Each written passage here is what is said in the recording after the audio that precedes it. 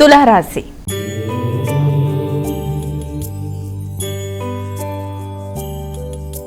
అమ్మ, తులారాశి వారికి ఈరోజు రాశి ఫలాలు ఏ విధంగా ఉన్నాయి? తులారాశి వాళ్ళ విషయం తీసుకుంటే తులారాశి వాళ్ళకి సంఘంలో పేరు ప్రఖ్యాతలు పెంపొందించుకునే దిశగా, మైత్రి బంధాలు పెంపొందించుకునే దిశగా కృషి చేస్తారు. వృత్తిపరమైన విషయాలలో మీకు గౌరవం పెంపొందించుకుంటూ ముందుకు వెళ్ళడానికి విశేషంగా కృషి చేస్తారు. గృహ వాతావరణంలో సౌకర్యాలు కావచ్చు, లేకపోతే ఘర్షణ మొదలైన వాటికి అవకాశం ఉంది.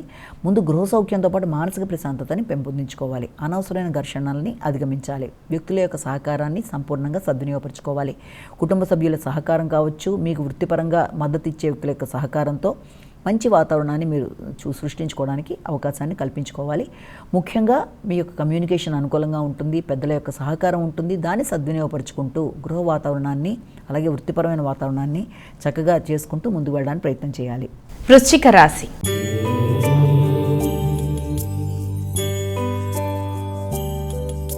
మా తదుపరి రాశి అయినటువంటి వృశ్చిక రాశి వారికి ఈరోజు రాశి ఫలాలు ఏ విధంగా ఉన్నాయి? వృశ్చిక రాశి వాళ్ళకి రోగనిరోధక శక్తిని పెంపొందించుకునే దిశగా ప్రయత్నం చేయాలి.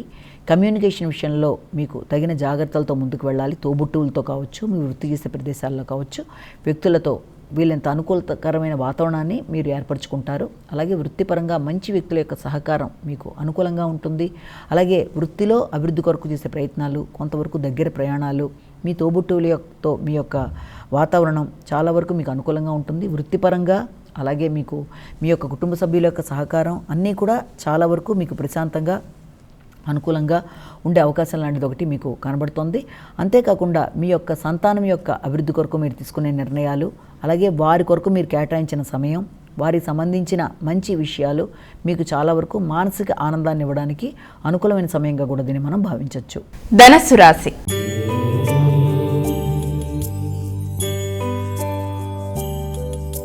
అమ్మ, ధనుసు రాశి వారికి ఈరోజు రాశి ఫలాలు ఏ విధంగా ఉన్నాయి? వీరు ఎటువంటి జాగ్రత్తలు తీసుకుంటే మంచిది? ధనుసు రాశి వాళ్ళ విషయాన్ని కనుక తీసుకున్నట్లయితే ధనుసు రాశి వాళ్ళకి ముఖ్యంగా మానసిక ప్రశాంతతని పెంపొందించుకోవడానికి, హృదయాందోళన అధిగమించడానికి అధికంగా కృషి చేస్తారు. సంతాన వర్గం కొరకు ధనాన్ని ఖర్చు పెడతారు.